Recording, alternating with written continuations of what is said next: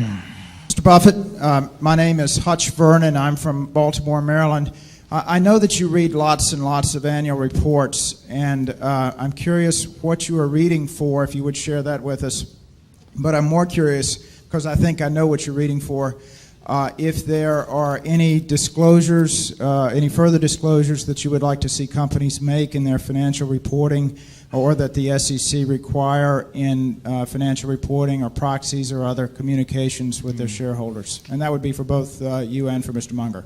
Yeah, the main thing that they can't mandate in annual reports, I really like to have, I like to know as much as I can about the person that's running it and how they think about the business and what's really going on in the business. In other words, I would like to have a report that would be identical to what if I owned half of a company but was away for a year and I had a partner who owned the other half. When I came back, that he would tell me about what had taken place during the past year and what he foresaw coming up and all of that. That is what I think the purpose of the report is. Now, the SEC mandates a lot of information, and some of that is helpful, but there's an intent behind the report. I mean, if it's a sales document, I'm less interested. I don't see any way to mandate what I'm talking about, but that's the kind of report I'm looking for. What I'm trying to do as I read reports, I like to understand just generally what's going on in all kinds of businesses.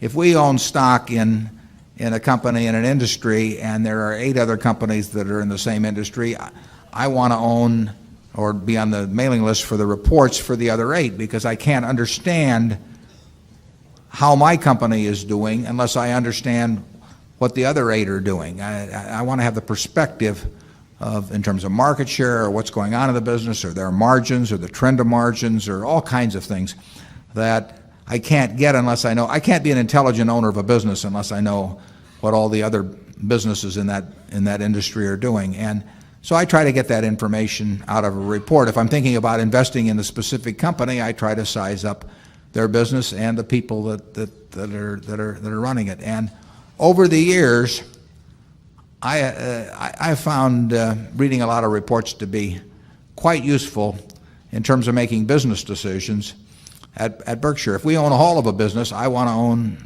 shares in all of the competitors just to keep track of what's going on, and I want to be able to intelligently evaluate how our managers are doing that, and I can't do that unless I know the industry backdrop against which they're working. It's amazing, how well you can do in investing really with what I would call outside information. I find inside information, I'm not sure how useful that is, but outside information, there's all kinds of information around as to businesses, and you don't have to understand all of them, and you just have to understand the ones that you're thinking about getting in, and you can do it nobody will do it for you. You can't read. In my view, you can't read Wall Street reports and get anything out of them. You have to do it yourself and get your arms around it. I don't think we've ever gotten an idea, in 40 years from a Wall Street report, but we've gotten a lot of ideas from annual reports. Charlie?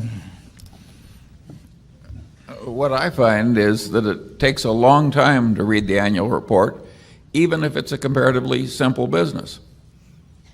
Because if you really are trying to understand it, it's not a bit easy. Yeah, I would say that on average in a business we're really interested in, even though we know what to skip to some extent, what to read, I mean, it's going to be 45 minutes or an hour on a report, and if there are 6 or 8 companies in the industry, that's going to be 6 or 8 hours perhaps, and then there are quarterlies and a lot of other. I mean, the way you learn about businesses is by absorbing information about them, thinking it, deciding what counts and what doesn't count, relating one thing to another, and that's the job. And you can't get that by looking at a bunch of little numbers on a chart bobbing up and down about or reading market commentary and periodicals or anything of the sort. That just won't do it. You've got to understand the businesses. That's where it all begins and ends.